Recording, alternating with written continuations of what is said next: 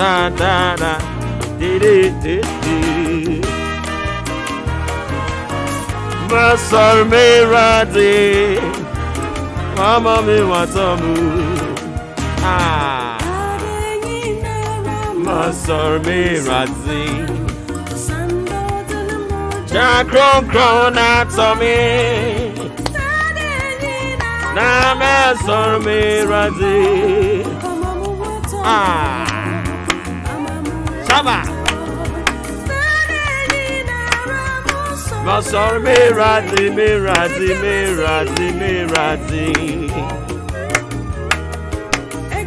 Ije me yiwayo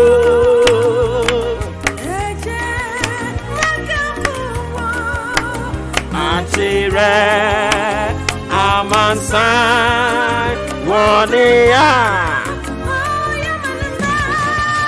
Den Saba de Go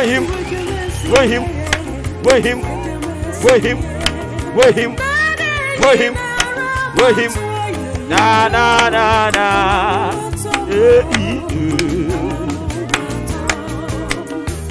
Saba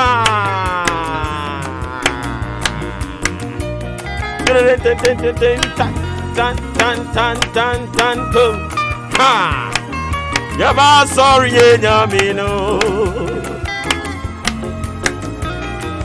Enu ti dada nyina yaba sorry yenti asifo nyankopon no je wa hwe yen so no abo yen ho ban na omma ya tamfo ho kwan ema wo mu nsese ne wo magina tuo emamu yen abra bomu se nyankopon no na dada nyina yaba sorry no ono ni ominti minim dade akọ dade aye mo ne kashire osrebo sechrema wo we dade mu no da amansan yene bransam adu katawiri nyankropon kokromoti ayensan ne ho mopo opem san ene ni din ono ni twiri duampo nyankropon ase de ye twiri no aye mpanhwe da biara da ono ni nyankropon onwanwafo a osum fidie ewo poase a oyi akyereben oyi apramire Hey, dunsi osra brefo wono ne osoro nyankropon tetefo ne de won hoto ne so wonyani mugidie di ni tumi ya adwuma na wani won hwammoda enye ye bere nsuru obedi ye hwammo enu nti ne bi mu frɛ ne sɛ ahunu abobrimu nyame ono ne berema yesu kyerɛ no a ye nisuo etwa no oma ye ni daso ne arisemu sɛ eyire so kyerɛ so sɛ den ara ono asafo awurade sɛne ɔhyɛ ye nananam bɔ sɛ wongu wɔn animu ase ɔdo ɔmo bɛkɔ bɔ hyɛ asase so a ampani ampara ɔdo ɔmo koduru bɔ hyɛ asase so no sanso so ɛna wahyɛ me no mienu bɔ sɛ eyire so kyerɛ so sɛ den ara wa abrabɔ yi mu a awurade ongu ye animu ase da ene eye October ne da etoso adueno yeda so ewa afia mpimienu ene aduenu baako emu medofo ene nsusu ye wukuada eye wukuada Maakye ene yede bramo efiri sabre kopim se nondu bebo de sane ye mo ankasa magye atum ne Ghana agye atum nti ye be so mo sompa ewa ahobrase kwanso ne mom ye be ka no kre no so sane ye tie wabra yema bibia emoye hu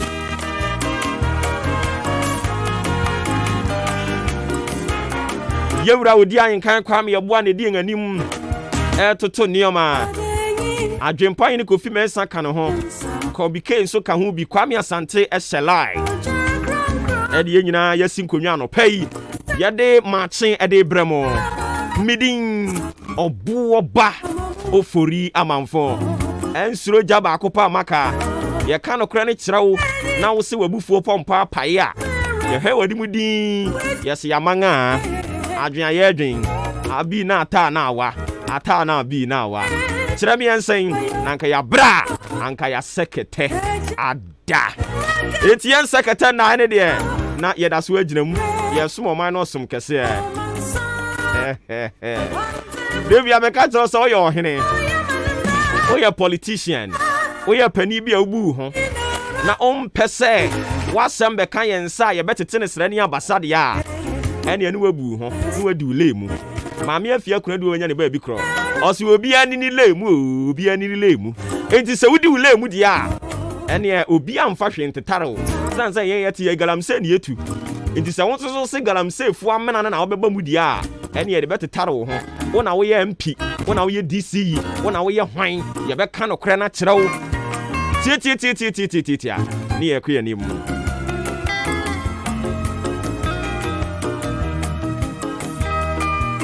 Da da da da da do.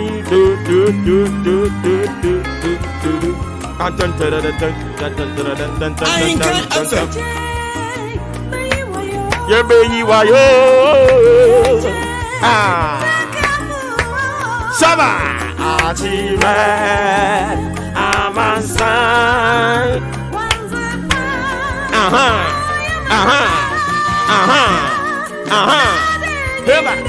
Ghana, Adisi, Obuoba Ofori Amanfo, Emamo Atin, Ediba Ahinkai 93.3 FM. And I will create that. And inti non do bo pepe pie be compai bo. Ye ko Good Shepherd Believers Church. Ye ko bon pie den. Me pa cho abrabo na ye bo no hu. O bon pie kakra no wa ye adwuma kakra. Asa wo se wo di wani kan ene be bo bra ne dia asem kase ye beto. And inti na se mi ankasa. Good Shepherd Believers Church. Ye ko ho no mo akobom pie den. Ye wuja. Ye ko bom pie abene yen honhom. Ye ko bom pie abene ye nipadua no. Na ya bene nioma bi a ye. Na ya sra urade ama na nwen. Ye adwapade ene ye nkra. Na won hwe yen so aye so masem. Ene nti ya mum ye nhia ho. Good Shepherd Believers Church aboabo ne wo. Ko bom pie kakra, uwia no akoto adwuma no so. Enti anope upekra betimi akobie u store kakra. What it ho no mo bebo no ndu a na wa me ahia wo Good Shepherd Believers Church.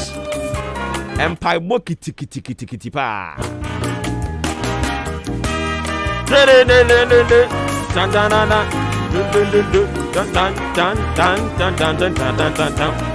Na enano pai ye be din komo kakra de akwa akiri ye be analysis nsu bebre ene ye wukua danti ye de ahenka ne hi asem so de beba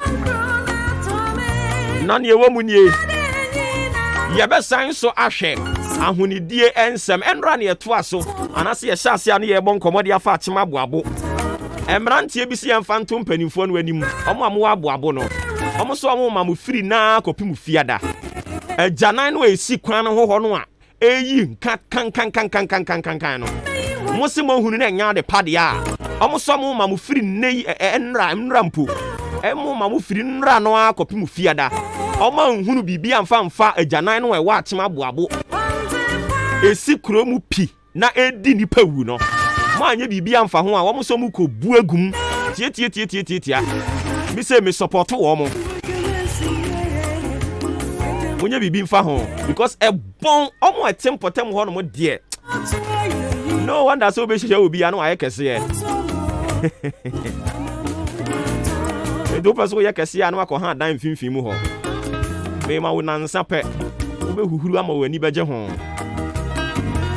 enu tina no pai ye be din commode afa ho na ya san ko Brim Central Municipal Assembly nankasankasa township nim e ya achim wodan Almost so ahụ abe no mo ye ahead of Christmas no ahunidie nsem senate ye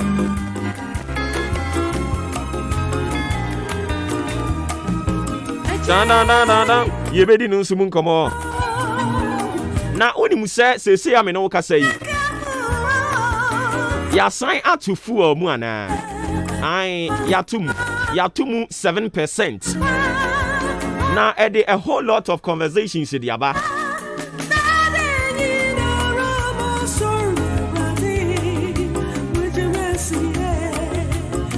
Institute of Economic Security IES and penny for the Omano atum Sansu na Copeg, one of the Omano atum ɛne ekuo no nso dɔɔso sɛnyɛ hosi ɛne ɔmo ɛka ho ɔmo nyinaa de ɔmo ano atum sɛ daabi sɛne yɛ tutufu wɔ mu a mpanimfo atena ase a wɔn ayɛ sɛ deɛ ɛkɔ so no mu nhuyɛ na ɔmo nte sɛ odogo bi mpo nu aba ɔmo abobɔ mi mfi taduku ne nam kure mu yɛanhwɛ yi a yɛtete ha no mo anafu wɔ yɛatɔ ne 10 Ghana cedis 1 litre ɛne nti na anɔpa yi ɛyɛ adeɛ a mpanimfoɔ ɛwɔ so ɔmo hwɛ no ɔmo yɛ biribi de fa ho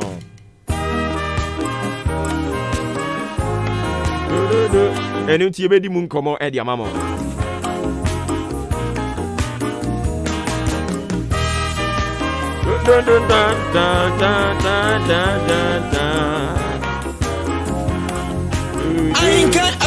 afei ɔpani bi nso atufo kyerɛ sɛ wɔse yɛn ankasa yɛma yɛn ani gye yɛn nnuane a yɛyɛ no ɛho ɛno ne bɛtumi aboa yɛn sima aduanan nsia abɔ apa no pa no nsia ɛho ɛno nti sɛ akwalaa no onya nyɛ ready a mepakyɛ ɔyɛ ayɛ late boa no na ɔnyɛ ready wohwɛ nso na wɔyɛ nkokɔ asa no watwa ne to ho piaw na wɔyɛ ne ntam no nkɔ school no ne daakye no ɛno nti abusua so ayɛ krado de a yɛn nso ayɛ krado yɛn ti nsim na afei yɛnkɔ midi biem Obuoba Ofori Amanfo yɛfamfa ne sei ne yɛnka gya ngum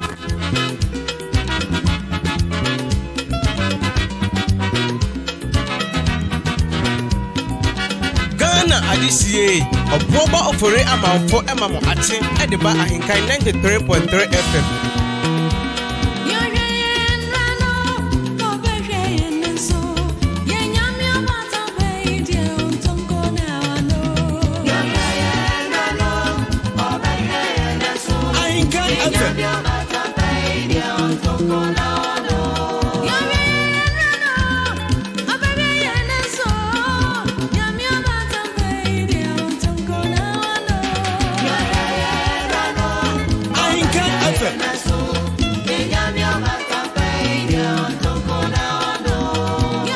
ɛno nti na nɔpɛn so papa ni sɛ me nsa nyɛ n'adwuma no mfama no ɛno nti ɔsɛ menka nkyerɛ wo sɛ ɛnɛ nso so ɛyɛ adeɛ a nsuo wɔ wiem kakra nsuo wɔ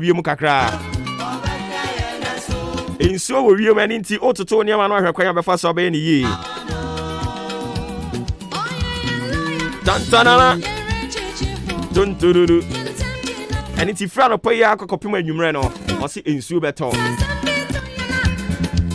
ɛne ti boa wo ho sɛ yɛafuom na wokɔ aboa wo ho ɛbɛyɛ tumi a na wode ɛyɛ umbrella bi ɛde ahyɛ wo nneɛma mu sɛne ɛkɔba sɛ nsuo ne agye mu wɔ kwan mu a waso nyɛ hye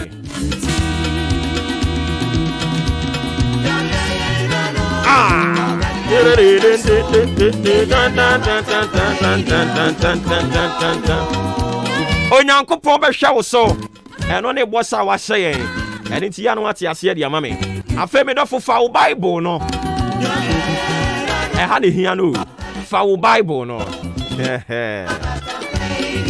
sɛ Bible mmɛn wo a mepaakyɛ wo na wapɛ pen ɛne book enti fa wo pen ɛne wo book na ne yɛbɛsua no kyerɛ to hɔ yes how faithful are you to your church? How faithful are you to your work? How faithful are you to your marriage? How faithful are you to your country? How faithful are you to your own life? Enra, yesuae, yebisa ye ho se, asɔre na yen yakɔtwero yedin se no ne asɔre a yekɔ no. Asɔre na nkasa kra ye honhom di asɔre na chi ana ye kɔ binti na wo so waba bie. Yebisa se asɔre ntoto sududu omutia no utia bi asɔre no wo fa omutia no utia bi asɔre no ye kwa yie ye kwa badi nto ye kwa we no ukɔ bia na asɔre ne bo afɔre a wubɔ bi enti asɔre yi se kɔba se asam ato asɔre na wobetumi agina mu akasa de ama asɔre na na how faithful are you to your church enra ne esua no no ene ye de adwuma e ka ho aba Saba.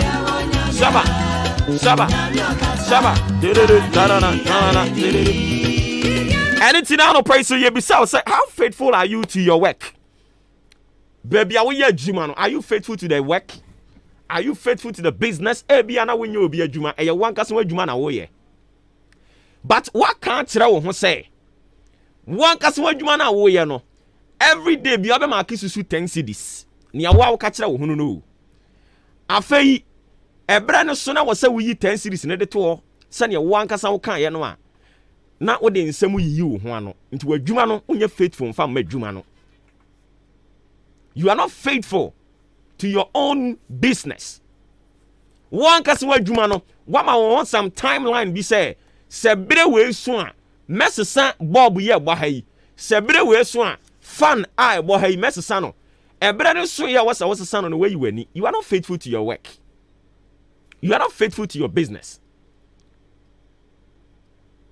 One kasa wadwuma no wo ka kira won se bere bi so a wo be kwaji nimdie foforo na wo de abeka ne onim no ho afa ebere no so ye na wo so kwaji nimdie no a wo de nsem bi yi ho ano anopa mi bi sa wo one kasa wadwuma na wabie no wo ye faithful sika nteto na wo ye se wo beti ato ho na daache atumi aboa wo sa savings na wo kan se nyame ya wadom na wo bie one kasa wadwuma bosomi bia na se da bia wo beti 10 cedis ato ho no me pa cha wo bi adwuma yi sa na wo ye no ana are you faithful to one nsem na wo ankasa wo kan ye no ana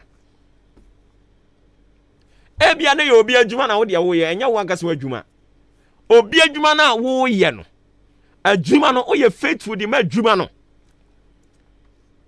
udi no kura de ma adwuma no ana wo bon kokwasa de ma adwuma no ana wo kan mo a ye didi mirika ye muma ye post ye di post ni ma mu wi a na afa ma keka mo nsa mu damiri famu no wo ye bia na maame politician papa politician ye di position ni ma wo wi ye no. Are you faithful to your church? Are you faithful to the work? Are you faithful to the party? How faithful are you to your work? And then you be saying no, we do na we no. Say you be there. Say you wan kasa wo there. O you faithful the man no. Hwesania company dwapade enya wo there. Nti witimi so company ensuo ni si so na ebu ta because enya wo there. Uhuru se company na wo mu no ade bi atie wo se wo so mu tene no o twen se onipa ya se da bo ni din so ono ene won hwe sa ade na ya na etia no ne won tene no onni ho no o twen so obeba no aba be tene no e de ma ho but ne wunim ne se sa ade na tia na ebutofo mu a sika nka e bia ye be hwe wo modem mu a wabo na nka ye de aka akatua ho no ye de kosiesie sa ade na wo hwe ma ne to fom no company no wo ye faithful de ma no yey company no a unya adwuma na wusu awurade mama adwuma a wanya bie no afei company no wanya bim yemu adwuma. How faithful are you to the company? Yey company somehow na company sika be do ho no mo ma kire nse mu mfa nkire yi. Are you faithful to the company? You are not faithful to the company. Company japade be do ho no mo a na se nya wo de a me pa cho fa ko. O de ko no mo ka cho se o betumi afa afi o tumi fa. Be faithful to the company. Are you faithful to your company? Baby, how you adwuma no you faithful dem awom. Enti we ye sure pa se wusuman yi a wo de we adwuma mu yi. A wa ye ho me de mfa me ho. Amo no mo enyo mo ade no wo mo ye sa suban no a ebinim de tete asore dem na wo de aba company ni mu ho no omo no mo enyo mo ade no wo mo ye hwamo. You are part and parcel of the company. A pure water company na wuhunu hu wo mu a pure water company no see the pure water company say ya wo de ya e ma nsuo mungu rubber no a mudi twa nsuo no mentwitwa nse no because wuhunu ne say the expenses doesn't come from your coffers, but little did you know say oma expenses in too higher, it will affect your own salary. I feel be complaining company ade ko bone a me pa chon biwa no ne ka kire wadwene wo ho nkoa no ntum ya fa wo company kasiem yasemo ye samana ya fa wo company kasiem yasemo ye ayi margarine brother baako because of so ye adwuma wo margarine company ntino also to me this na one day so ni mu ono a ogene ho gena enti baby a we adwuma no you have to be faithful to the business, you have to be faithful to the work. Say I was a report to exactly 6 a.m. Mema bi meda so e kan kire me say na traffic wo krom na traffic wa hwan asemasi wo benten a wonim say was a report to a company ni mu exactly 6. Enti na was nka wo sorry before ube meet traffic crowd on the way. But when you ube bonku kwasa wo sorry anopa chechire as wo fa paste, as wo fa brush, as wo fa samina, as wo fa towel, as wo fa a pail, as wo fa we enko kwasa sa no ogina ho na violate oba wia no aba be yempen fom fan chame na traffic no hwan. How faithful are you to the company? Report on time. Report on time. Men tena fie e me kan kire me say traffic no hwan. Time I was already kono fako. Nyame adoma ye bedi nkomo de afa se Ghana ni pe djuma suban ye oda na di. And afa se Ghana ni nya djuma suban ye oda na di. Nyame adoma we will talk about that. Ghana ni pe djuma suban ye oda na di.